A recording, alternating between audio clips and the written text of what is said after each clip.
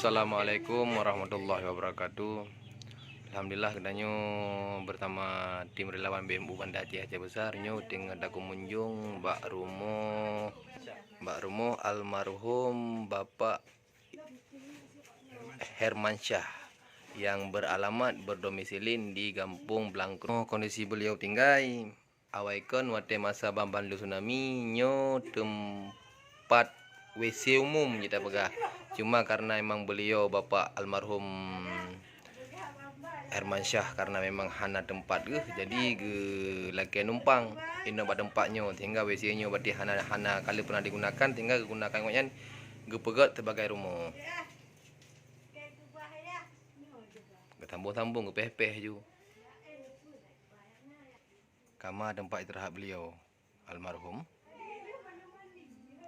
Jadi insyaallah untuk Aceh Besar dan Banda Aceh kamu target kena. Jadi Bapak Hermansyah na getinggai amanah patil heboh anak yatim di Rinang. Jadi yang paling tua pada itu pada umum si Mida pada umum kan? Lah SMP kah. Yang nomor 2 si Basir 7 tahun. Yang Bile tonan no? Letun tonan? Al-Kausar letun.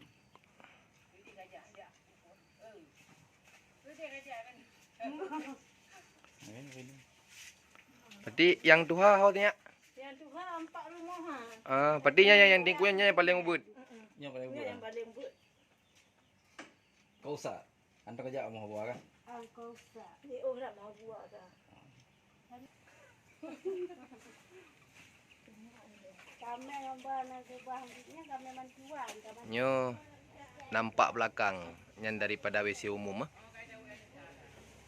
Nyo rumah beliau almarhum Bapak Hermansyah.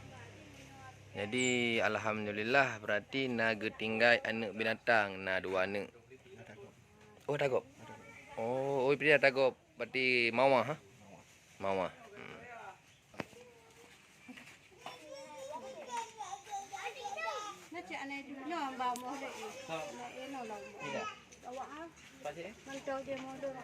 Berarti laki numpang menempat ron tiat. Oh, jenazah kan? Tempo ya.